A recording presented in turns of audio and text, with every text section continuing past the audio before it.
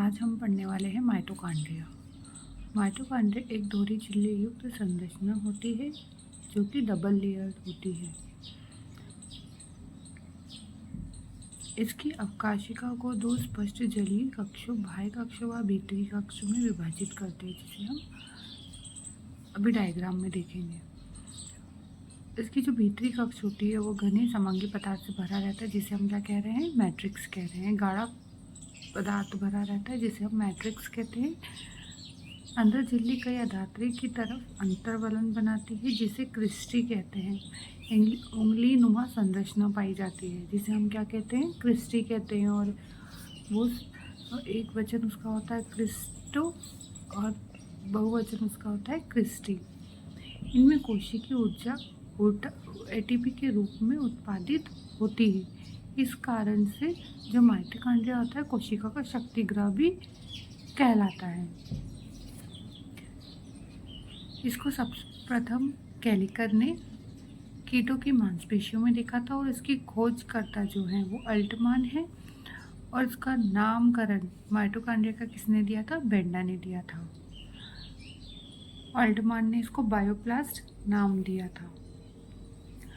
Mitochondria में ऑक्सीशोषण होता है, जबकि माइटोकॉन्ड्रिया के अंदर उंगली नुमा संरचना पाई जाती है जिसे क्रिस्टी कहते हैं। और ये ग्लूकोज को एटीपी में बदलती है।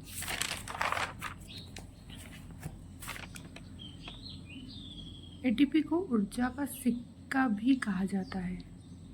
डीएनए केंद्रक के अलावा माइटोकॉन्ड्रिया लवक में पाए जाते हैं। डीएनए अगर पूछा जाए तो केंद्रक के अलावा माइटोकॉन्ड्रिया के अंदर पाए जाते हैं। इसमें राइबोसोम भी पाया जाता है। ये देखिए, ये डायग्राम है, इसमें राइबोसोम है और ये उंगली नुमा संरचना है जिसे हम क्रिस्टी कहते हैं। और इसका जो सिंगुलर होता है वो क्रिस्टा होता है और इन सबको क्रिस्टी कहते हैं साथ में। और इसमें ये डबल लेयर होता है, बाहर ये अंदर की तरफ और ये बाहर की तरफ डबल लेयर होता है। और इसमें अंदर स्पेस होती है और इसके अंदर डीएनए भी पाया जाता है। इसमें एक पदार्थ भरा रहता है जिसे हम मैट्रिक्स बोलते हैं। अब हम नेक्स्ट देखेंगे प्लास्टिड।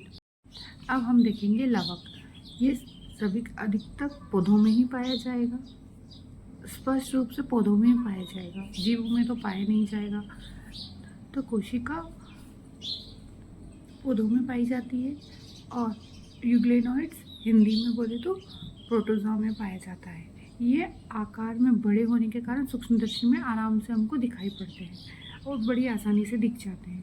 विभिन्न प्रकार के वर्णकों के आधार पर लवक कई तरह के होते हैं, हरित लवक, वर्ण लवक और अवर्णी लवक। इसको भी हम आगे पढ़ेंगे। ये पर्णहरित वर्णक व कैरोटीनॉइड वर्णक मिलते हैं जो प्रकाश संश्लेषण के लिए आवश्यक होते हैं, प्रकाशीय ऊर्जा को संचित रखने का कार्य करते हैं। जो वर्णी लवक में वसा विले कैरोटीनॉइड वर्णक जैसे कैरोटीन, जेंटोफिल अन्य दूसरे प्रकार के मिलते हैं। अवर्णी लवक में विभिन्न प्रकार आकृति व आकार के रंगहीन लवक में होते हैं।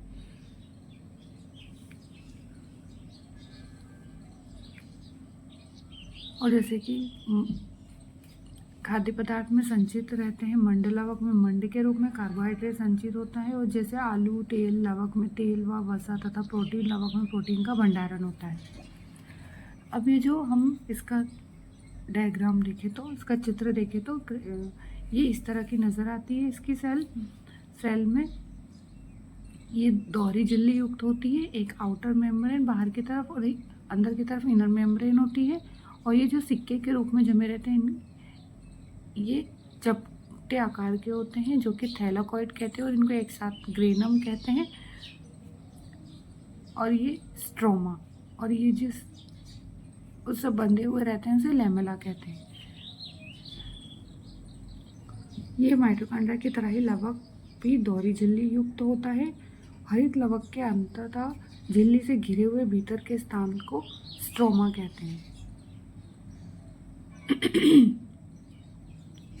स्ट्रोमा में चपटे झिल्ली युक्त थैली जैसी संरचना संगठित होती है जिसे थैलाकॉइड कहते हैं, जिसे हम क्या कहते हैं, थैलाकॉइड कहते हैं। और ये सब एक साथ सिक्के के समान जमी रहेगी तो हम उसको क्या कहेंगे, ग्रेनम।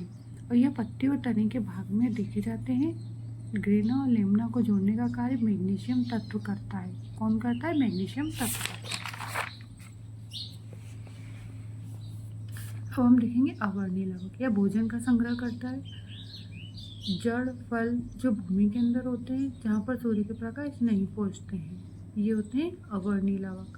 जैसे एमाइलोप्लास्ट कार्बोहाइड्रेट का संग्रह करेगा, इलियोप्लास्ट वसा का संग्रह करेगा, प्रोटीनोप्लास्ट प्रोटीन का संग्रह करेगा। उसी प्रकार से हम देखें क्रोमोप्लास्ट। क्रोमो मीन्स वर्णीय यानी कलर्स। यह रंगीन भागों में पाया जाता है, जैसे चुकंदर में बीटानोन, टमाटर में लाइकोपीन, हल्दी में कुरक्यूमिन और गाजर में कैरोटीन, मिर्च लाल मिर्च जो होती है उसमें कैप्सिन और हरे आलू में सैनेनिन।